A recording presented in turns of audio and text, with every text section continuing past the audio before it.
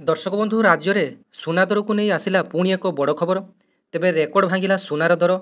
96,000 ଟପିଲା ସୁନାର ଦର। ତେବେ ଆଜି ଦିନରେ ଭୁବନେଶ୍ୱରରେ 22 କ୍ୟାରେଟ୍ ସୁନାର ଦାମ କେତେ ଏବଂ 24 କ୍ୟାରେଟ୍ ସୁନାର ଦାମ କେତେ ରହିଛି ଜାଣି ନିଅନ୍ତୁ।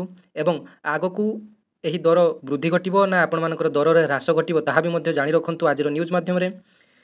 ତେବେ ଦେଖନ୍ତୁ ସମ୍ପୂର୍ଣ୍ଣ ଖବରଟି ବର୍ତ୍ତମାନ ପଢ଼ି ନେବା। ତେବେ ହୁ ହୁ ହୋଇ ବଢ଼ି ଚାଲିଛି ସୁନାର ଦର। ଗତ କିଛି ଦିନ ମଧ୍ୟରେ ବଢ଼ୁଥିବା ସୁନା ଦର ସଭିଙ୍କର ମୁଣ୍ଡ ବିନ୍ଧାର କାରଣ ପାଲଟିଛି। ତେବେ ଏପ୍ରିଲ 16 ତାରିଖ ଅର୍ଥାତ୍ ବୁଧବାର ସୁନା ଦର ଆକାଶ ଛୁଆଁ ହୋଇଛି।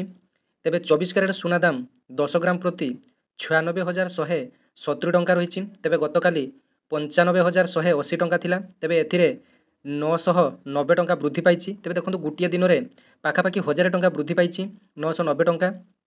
ତେବେ ପ୍ରାୟତଃ ଆମେ ଯଦି ଲକ୍ଷ୍ୟ କରିବା ବିଗତ 3-4 ଦିନ ହେଲା ପ୍ରାୟତଃ ସୁନା ଦରରେ ପ୍ରାୟତଃ 3-4 ଦିନରେ 5,000ରୁ 6,000 ଟଙ୍କା ନାହିଁ ଏହି ସୁନା ଦରରେ ବୃଦ୍ଧି ଘଟିଲାଣି। ତେବେ ଆଗକୁ ମଧ୍ୟ ଲକ୍ଷେ ପାର ହେବାର ସମ୍ଭାବନା ରହିଛି। ତେବେ 22 କ୍ୟାରେଟ୍ ସୁନାର ଦାମ 10 ଗ୍ରାମ ପିଛା 88,150 ଟଙ୍କା ରହିଛି। ତେବେ ଗତକାଲି 87,200 ଟଙ୍କା ଥିଲା, ଏଥିରେ 950 ଟଙ୍କା ବୃଦ୍ଧି ହୋଇଛି। ତେବେ ମୁମ୍ବାଇରେ 24 କ୍ୟାରେଟ୍ ସୁନାର ମୂଲ୍ୟ ରହିଛି 96,170 ଟଙ୍କା ଏବଂ 22 କ୍ୟାରେଟ୍ ସୁନାର ମୂଲ୍ୟ ରହିଛି 88,150 ଟଙ୍କା। ତେବେ ନୂଆଦିଲ୍ଲୀରେ 24 କ୍ୟାରେଟ୍ ସୁନାର ରେଟ୍ ରହିଛି 96,320 ଟଙ୍କା ଏବଂ 22 କ୍ୟାରେଟ୍ ସୁନାର ରେଟ୍ ରହିଛି 88,300 ଟଙ୍କା। ତେବେ ସେମିତି ଦକ୍ଷିଣ ଭାରତର ପ୍ରମୁଖ ସହର ଚେନ୍ନାଇରେ 24 କ୍ୟାରେଟ୍ ସୁନାର ମୂଲ୍ୟ ରହିଛି 96,170 ଟଙ୍କା, 22 କ୍ୟାରେଟ୍ ସୁନାର ମୂଲ୍ୟ ରହିଛି 88,150 ଟଙ୍କା।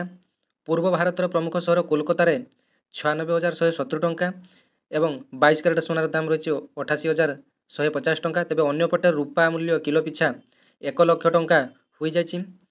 ତେବେ ରୂପା ସହିତ ଉଭୟ ସୁନାର ବର୍ତ୍ତମାନ ହୁ ହୁ ହୋଇ ଦର ବଢ଼ୁଛି। ତେବେ ଆଗାମୀ ଦିନରେ ଲକ୍ଷ୍ୟ ପାର ହେବାର ବହୁତ ସମ୍ଭାବନା ରହିଛି। ତେବେ ଷ୍ଟକ୍ ବଜାରରେ ଆର୍ଥିକ ମାନ୍ଦାବସ୍ଥା ଏବଂ ମୋଦିଙ୍କର ଏବଂ ଟ୍ରମ୍ପ ସରକାରଙ୍କର କଟକଣା ନୀତି ଯୋଗୁଁ ସାରା ବିଶ୍ୱରେ ସୁନାର ଦର ଆକାଶ ଛୁଆଁ ଭାବରେ ରହିଛି।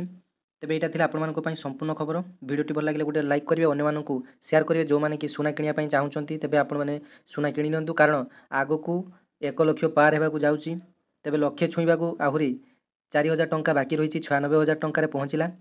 ତେବେ ଯେଉଁମାନେ ସୁନା କିଣିବା ପାଇଁ ଚାହୁଁଛନ୍ତି କିଣି ନିଅନ୍ତୁ। ପରେ ଆହୁରି ମଧ୍ୟ ରେଟ୍ ବଢ଼ିବ, ରେଟ୍ କମିବାର ଏବେ ସମ୍ଭାବନା ନାହିଁ।